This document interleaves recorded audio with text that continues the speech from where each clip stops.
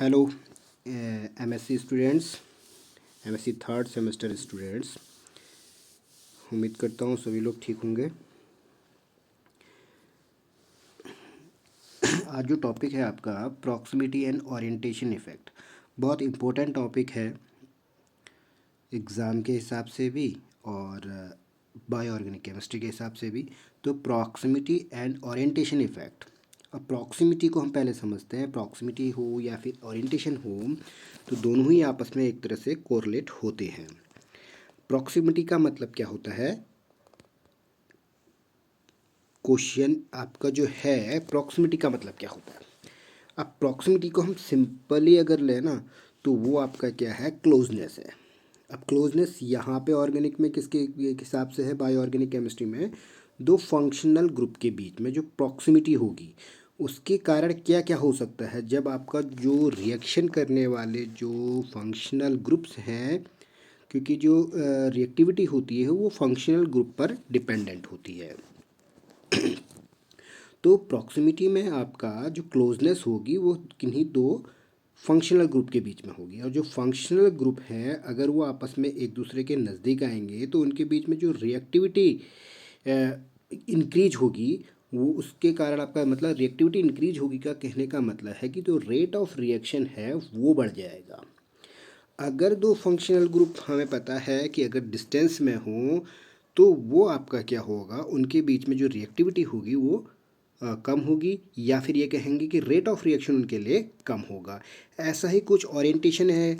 Orientation का है, आपने कॉलिजन थ्योरी पहले पढ़ी हुई है कि ओरिएंटेशन राइट ओरिएंटेशन होना चाहिए, परफेक्ट ओरिएंटेशन होना चाहिए, तो तभी आपका क्या हो सकता है, उनके बीच में परफेक्ट कॉलिजन होगा और तब जाके ही हमारा क्या बनेगा, प्रोडक्ट बनेगा। और ये भी हमने पढ़ा हुआ है कि जब हम किसी भी आपका जो मॉलिक्यूल्स के बीच में या कंपाउंड्स के बीच में या फिर कहें फंक्शनल ग्रुप के बीच में किन्हीं दो रिएक्टेंटों के या दो से ज़्यादा रिएक्टेंटों के बीच में जो भी है उनके मॉलिक्यूल्स के बीच में अगर आपका क्या होता है, इंटरेक्शन होता है, तो पहले रिएक्टेंट के केस में एंट्रोपी जो होती है बहुत ज़्यादा होती है।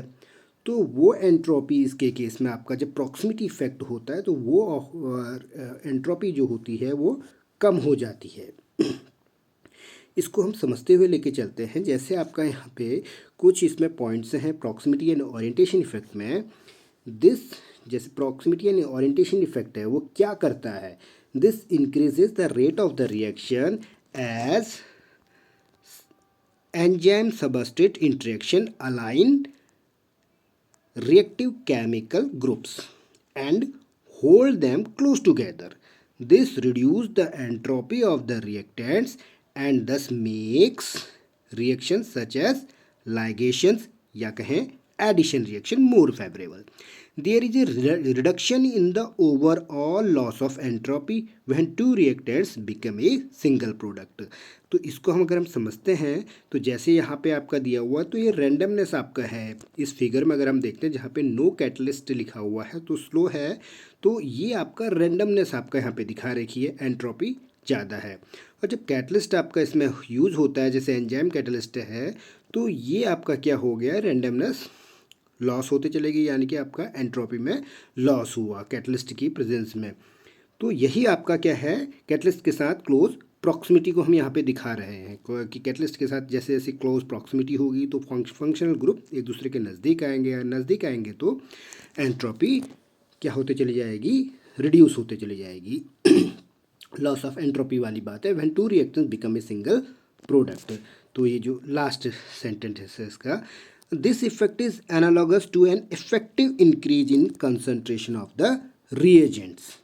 The binding of the reagents to the enzymes gives the reaction intramolecular character. ध्यान रखना, intramolecular character which gives a massive rate increase.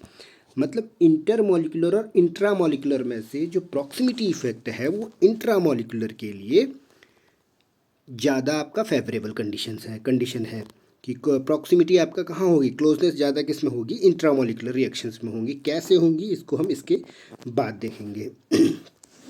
Rate of reaction आपका क्या होता है, नॉर्मली हमारा जो डिपेंड करता है किस में करता है, नंबर ऑफ कॉलिजन्स पे, कितने नंबर ऑफ कॉलिजन्स हो रहे हैं दो रिएक्टेंट्स के बीच में। दूसरा आपका एनर्जी ऑफ मॉलिक्यूल्स, मॉलिक्यूल्स की एनर्जी कितनी है। तीसरा है ओरिएंटेशन ऑफ मॉलिक्यूल्स, मॉलिक्यूल्स का जो रिएक्ट करने वाले मॉलिक्यूल्स हैं उनका ओरिएंटेशन कैसा है। और चौथा है आपका रिएक्शन पाथवे, मतलब ट्रांजिशन स्टेट। अब फिर से हम प्रॉक्सिमिटी को समझते हैं। तो ये क्या है, जैसे सिमिलर रिएक्शन, जितनी भी सारे की सारी सिमिलर रिएक्शन है, जैसे इंटरमॉलिक्यूलर और इंट्रामॉलिक्यूलर में होने वाली सिमिलर रिएक्शन को अगर हम बात करते हैं जिसमें आपका प्रोडक्ट एक जैसा बनने वाला हो, उन्हें हम सिमिलर रिएक्शंस में की कंडीशन में रखते हैं कि जिनमें चाहे वो इंटरमॉलिक्यूलर हो चाहे वो इंट्रामॉलिक्यूलर हो, जिसमें प्रोडक्ट हमें एक जैसा मिलता हो। तो ऐसी कंडीशन में ऐसी similar reaction will occur faster, ठीक है, similar reaction will occur faster if the reaction is intramolecular. याद रखना इंट्रामॉलिक्यूलर है तो यही प्रॉक्सिमिटी इफेक्ट है, इंटरमॉलिक्यूलर नहीं, इंट्रामॉलिक्यूलर। दूसरा है आपका एंजाइम्स, जैसे कैटलिस्ट है, यहाँ पे आपका कैटलिस्ट है। Enzymes brings the two or more reactants close in proximity to react. तीसरा ब्रिंग्स सबस्ट्रेट, जो प्रॉक्सिमिटी है brings substrate with their catalytic group closure.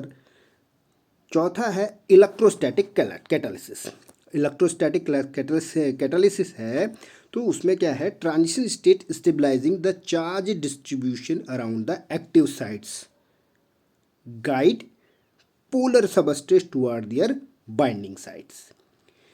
Next आपका यहाँ पे फ्रीजिंग आउट, अगर आप फ्रीज कर देते हैं, freezing out the molecular motions, freezing out the molecular motions हैं जो स्टेबलाइज वो है, उनको फ्रीजिंग आउट करते हैं तो किनको, मॉलिकुलर मोशंस को, किसकी, ट्रांजिशन स्टेट स्टेबलाइजेशन। मतलब आपका ट्रांजिशन स्टेट स्टेबलाइजेशन के लिए हमने क्या करना पड़ेगा, फ्रीज आउट करना पड़ेगा मॉलिकुलर मोशंस को। अब ट्रांसलेशनल एंड रोटेशनल मोशन दो तरह के होते हैं, ठीक है। तो translational and rotational motion of their substrate and catalytic groups जो रेट है, ठीक है, and catalytic group rate enhancement up to कितना, 10⁷ तक आपने ट्रांसलेशनल एंड रोटेशनल मोशन को आपका क्या करना पड़ेगा, बढ़ाना पड़ेगा। अब ओरिएंटेशन को देखते हैं, ओरिएंटेशन किस तरह का होना चाहिए। तो प्रॉक्सिमिटी के लिए हमने क्या क्या करना है, ये चीज़ें हैं। ऐसी आपका ओरिएंटेशन है तो ओरिएंटेशन में आपका क्या है कि enzymes not only bring substrate and catalytic groups close together, they orient them in a manner suitable for catalysis as well। तो एंजाइम हमेशा आपका ये केवल यही नहीं करता कि उनको क्लोज लाता है, बल्कि उनका अरेंजमेंट भी, आपका ओरिएंटेशन भी चेंज कर देता है। Comparison of the rates of reaction of the molecules shown makes it clear that the bulky methyl groups force an orientation on the alkyl carboxylate and the aromatic hydroxyl groups that makes them approximately 250 billions times more likely to react. Enzymes function similarly by placing catalytically functional groups in the proper position for the reaction. जो ये functional group है कहाँ से है, from the protein side chains और from another substrate. तो यही चीज़ आपका है यहाँ पे। अब इसको प्रॉक्सिमिटी इफेक्ट को आपको समझाया गया है यहाँ पे कि क्या है, प्रॉक्सिमिटी इफेक्ट है क्या, similar intramolecular reactions are faster than intermolecular reactions, ठीक है। तो इसमें आपका अगर देखते हैं जो सिमिलर रिएक्शंस होती है, चाहे वो इंटरमॉलिक्यूलर में हो या इंट्रामॉलिक्यूलर में हो, तो याद रखना है कि इंट्रामॉलिक्यूलर के केस में ही वो रेट ऑफ रिएक्शन ज़्यादा होगा।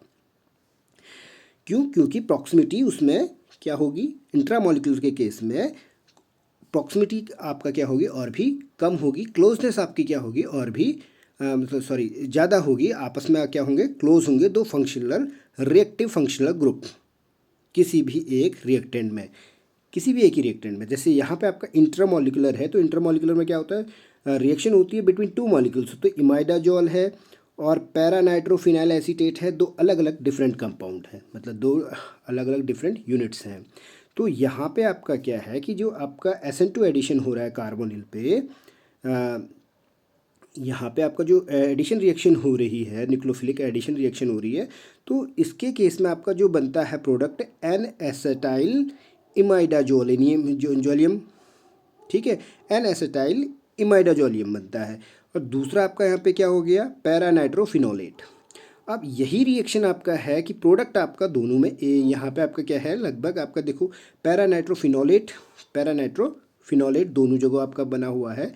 और रिएक्शन टाइप ऑफ रिएक्शन आपका क्या है, दोनों में एक ही है, क्योंकि जो रिएक्टिंग यूनिट है, फंक्शनल ग्रुप जिसे हम कहेंगे, तो वो आपका सेम है। पैरानाइट्रोफिनाइल एसीटेट इतना पार्ट है और इमाइडोजोल इतना पार्ट है, जो आपस में कनेक्टेड है, इंट्रामोलिकुलर स्पीसीज है। इंट्रामोलिकुलर रिएक्शन, सिर्फ ये आपका इंट्रामोलिकुलर रिएक्शन करता है। तो यहाँ पे आपका जो होगा वो आपका क्या है, रिएक्शन आपका क्या बनाएगी, 6 मेंबर्ड रिंग फ्यूज्ड इमाइडोजोलियम बनाएगी। तो ये रिएक्शन आपका क्या है, फास्टर है इंट्रामोलिकुलर वाली।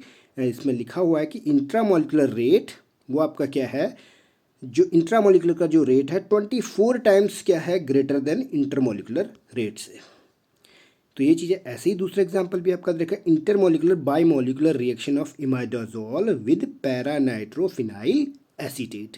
तो यहाँ पे भी आपके क्या है, कार्बोक्सिलेट है। दूसरा आपका यहाँ पे क्या है, पैरानाइट्रोफिनाइल एसीटेट। ये आपका पैरानाइट्रोफिनाइल एसीटेट आपका दिया हुआ है।